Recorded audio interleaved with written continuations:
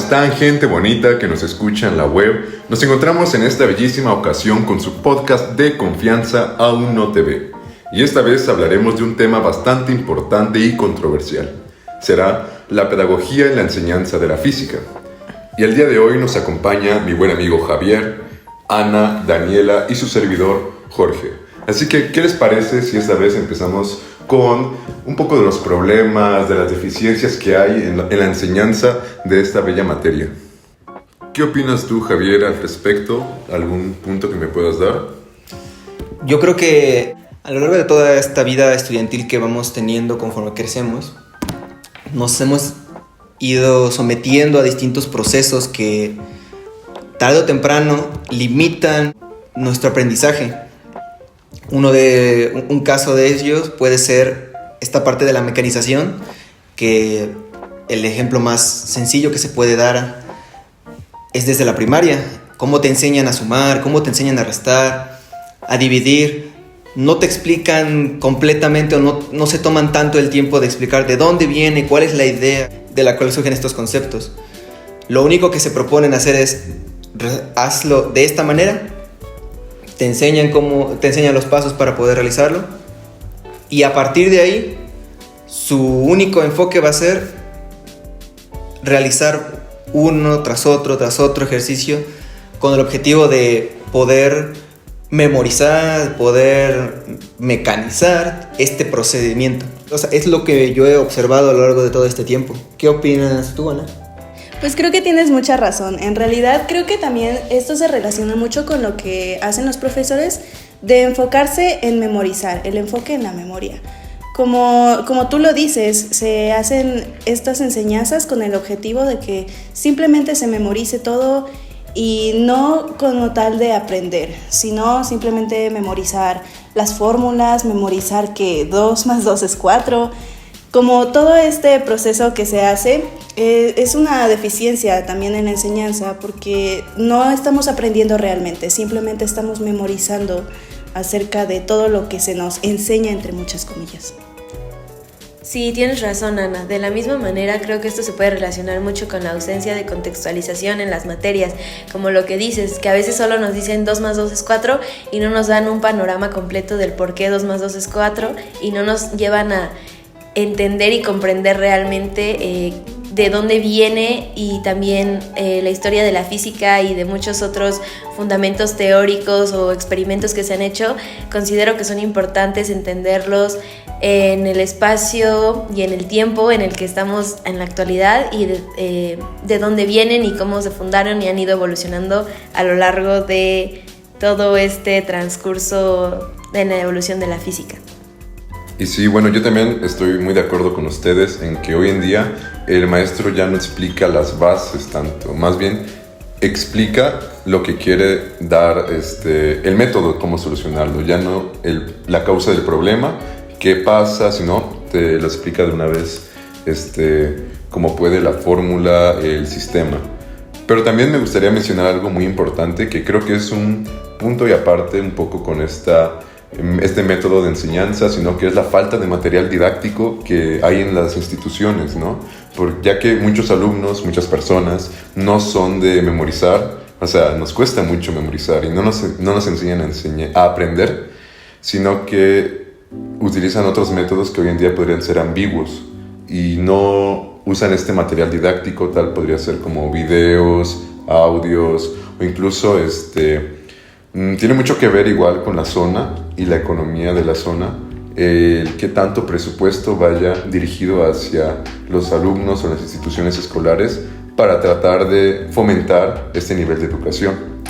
A través de eso también creo que podemos unir un poco lo que dices con lo del material didáctico y el apoyo colaborativo o trabajos que pueden brindar el profesor y entre los alumnos, ya que si no se cuenta con estos recursos o los recursos necesarios, pues no vamos a poder llevar otras dinámicas de enseñanza y de aprendizaje que realmente sea significativo para los estudiantes.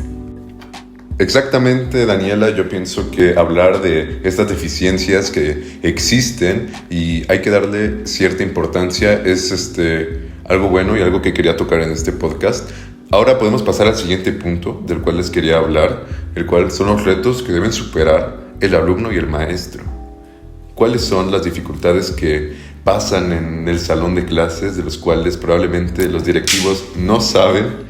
Justo, creo que uno de los principales, este problema ya es uno que se viene arrastrando de generación en generación, pues los docentes, así como lo hemos vivido nosotros, en su momento fueron alumnos, en su momento también sufrieron el mismo mecanismo de enseñanza, por decirlo de alguna manera.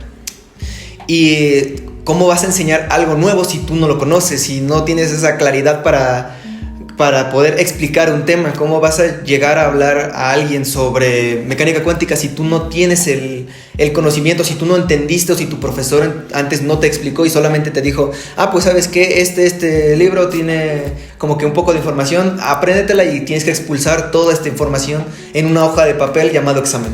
¿Cómo rayos vas a poder avanzar o pretender aprender si no tienes esa visión sobre los temas que tienes, sobre de dónde partiste, de hacia dónde vas? Si no tienes una visión clara, ¿qué vas a enseñar? Si no tienes un conocimiento bien estructurado, ¿cómo pretendes enseñar a los demás cuando tú mismo lo desconoces? Y también yo pienso que, aparte de lo que tú dices de la preparación del docente, también tiene mucho que ver en la manera en la que se desenvuelve en la clase. Porque un docente puede conocer mucho de su materia, o sea, el caso contrario a lo que tú dices, pero puede no ser el mejor desenvolviéndose. Entonces, ese también puede ser una falta de claridad, ¿no? Que no enseña con la suficiente destreza con la que se requiere un salón de clases. Creo que tienen mucha razón en lo que están diciendo, y también creo que otro problema, aparte de como la falta de claridad que puede tener un docente al enseñar, siento que puede ser también la falta de paciencia. Muchos docentes no tienen como esa paciencia requerida para enseñar a los alumnos, porque para enseñar a una persona necesitas como estarle repitiendo varias veces incluso para que pueda comprender un tema. Y si el docente no tiene esa paciencia, entonces el alumno no va a poder comprender y entonces se va a perder toda la idea de la enseñanza. Sí, claro, o sea, ¿cuántas veces no hemos visto casos en donde tuvimos compañeros que tal vez algunos temas no eran tan claros para ellos y requerían a lo mejor un refuerzo, alguna otra manera de explicar?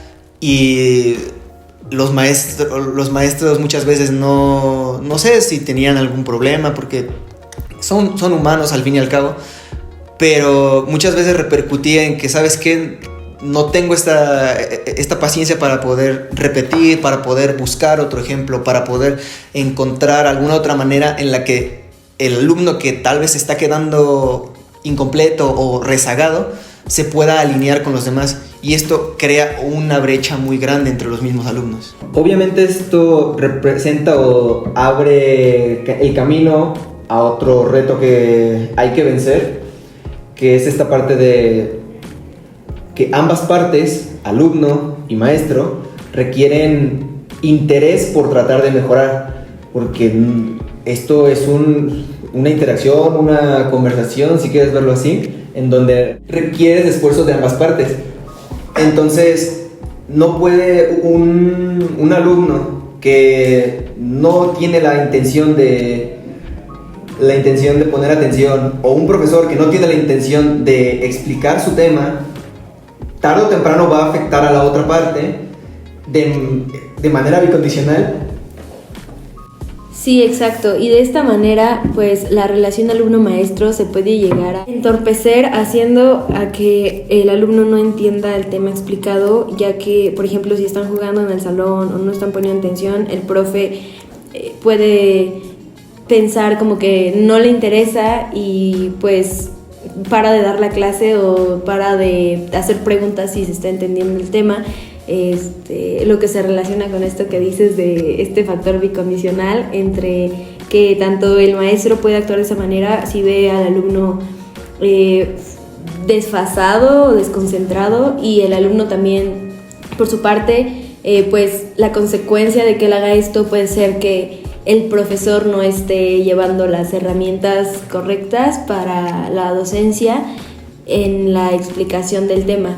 Entonces, si él no muestra el profesor interés en explicar el tema, lo hace como porque es una obligación o es su trabajo, pero realmente no le interesa si está aprendiendo el profe y solo llega a dar la clase, y no le interesa si está aprendiendo el alumno, pues el alumno también no pone de su parte y no se logra la enseñanza. Pues yo estoy muy de acuerdo con ustedes, la verdad, y también creo que es importante tomar este tema de los tipos de aprendizaje que tienen las personas. Como cada alumno aprende de manera diferente, entonces también un reto que los profesores, tanto profesores como alumnos, deben afrontar es la manera de unificar esos tipos de aprendizaje, debido a que hay muchos. Por ejemplo, hay personas que necesitan aprender de forma kinestésica, o sea, necesitan ellos hacer los ejercicios para poder comprender el tema. Hay personas que necesitan recursos visuales para poder aprender. Hay personas que tal vez simplemente con escuchar lo que está explicando el profesor o la profesora, entonces ya pueden entender. Pero un reto que se tiene que superar en ese caso es, como lo dije antes, buscar la manera de relacionar todos estos tipos de aprendizaje para que se lleve la enseñanza de una manera correcta. Qué bueno que tocas mucho ese tema, la verdad me parece uno de los temas principales de los métodos de aprendizaje de cada persona, que pueden ser muy distintos. Mientras una persona aprende leyendo, la otra persona puede que aprenda con un video o mediante juegos. Es muy variado, pero una constante que he notado en la mayoría de el tiempo que he sido estudiante es que la mayoría de los maestros pues no tratan de que comprendas el tema, sino que ellos explican. Y si aprendiste muy bien, si lo comprendiste muy bien, pero si no, no les importa. Entonces pasan al siguiente tema. Y entonces eso hace que una persona ya no tenga el contexto completo de todos los temas y de toda la clase. Y siguiendo el tema, la verdad me gustaría abordar el siguiente punto, el cual es el planteamiento de las soluciones que podríamos llegar a decir en este podcast sobre las deficiencias que anteriormente mencionamos. Así que, ¿a alguno se le ocurre alguna que quiera compartir o alguna que podamos debatir? La solución más clásica, yo creo, sería esta de incrementar el presupuesto o la ayuda hacia instituciones escolares, en este caso universidades, por poner un ejemplo, para que puedan invertir en muchísima más infraestructura, muchísimo más material de apoyo, muchísimas más oportunidades para beneficiar a los alumnos al crecimiento académico, agregar muchísimas más situaciones o materiales para las personas que son kinestésicas, agregar muchísimo más material audiovisual para las personas que son visuales, auditivas. Así como tú dices de aumentar este presupuesto, yo pienso que también es un buen punto, ya que al aumentar el presupuesto también aumenta de alguna manera los salarios de los docentes, que toca también un punto que hablamos anteriormente, que es la motivación, ¿no? Que obviamente una persona, o sea, somos personas, ¿no? Y esta, pues, digamos, sociedad capitalista de alguna manera nos motiva o nos empuja a adquirir más dinero, y obviamente cuando un docente tiene un mayor incentivo, pues va a trabajar mejor, o al menos va a tratar de esforzarse más en lo que hace. Sí, la verdad es que estoy súper de acuerdo con ustedes, y creo que también hay otro punto importante a mencionar, que sería una capacitación constante a los docentes. El hecho de que los docentes estén siendo capacitados constantemente les da las herramientas necesarias para poder tener un mejor material de trabajo y saber cómo manejarlo. Junto con esto del incremento del presupuesto, entonces van a saber cómo manejar ese presupuesto que les están dando y saber cómo enfocarlo hacia los alumnos. Aparte, los temas de aprendizaje constantemente se están actualizando, entonces una capacitación constante al docente, como lo mencioné anteriormente, pues ayuda a que ellos estén conociendo estos nuevos métodos de aprendizaje, y entonces ellos puedan hacer un trabajo más efectivo, y así los alumnos también puedan mostrar como este interés del que hablamos antes y todo lo que se ha hablado antes en este podcast, y pues se pueda llevar correctamente esta parte de la enseñanza de la física.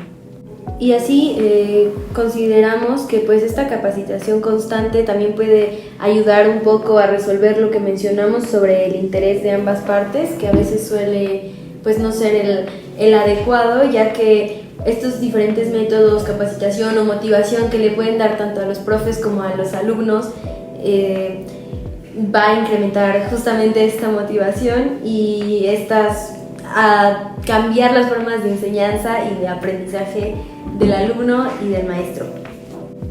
Bueno, la verdad las soluciones que plantearon me parecen soluciones bastante razonables en cuanto a las deficiencias que anteriormente mencionamos. Y para concluir me gustaría argumentar que aún no se logra diseñar un modelo educativo en el cual se logre unificar todos los métodos de enseñanza para los diferentes tipos de aprendizaje de cada alumno y de cada persona. Justamente, o sea, sabemos que es difícil, que es algo que no va a ser posible, al menos a corto plazo, solucionar, porque como lo habíamos tocado en algún punto del podcast, es un problema que llevamos arrastrando por bastantes generaciones. Y también a nivel nacional. Exactamente. Va a ser una problemática que va a representar muchísimos más retos, probablemente con el paso del tiempo, pero que vale la pena el esfuerzo de la población por un mejor conocimiento, una mejor transmisión de ideas, una mayor cultura de conocimiento. Al final no hay que olvidar el factor humano que está presente pues en todo este tipo de relación alumno-maestro, como el que ya mencionaron sobre al final pues todos somos personas y a lo mejor el maestro pues no viene de buenas o el alumno tuvo algún problema, entonces hay que saber cómo manejar todo esto dentro del aula y los incentivos, que también es algo importante, el material didáctico, las capacitaciones, para lo cual hará que se trabaje mejor y se logren mejores resultados, lo que nos llevará a modificar y mejorar el sistema educativo. Todo lo que hablamos en este podcast y lo que estamos concluyendo, creo que lo podemos referenciar y ver con el enfoque del lema de nuestra universidad, el cual es pensar bien para vivir mejor.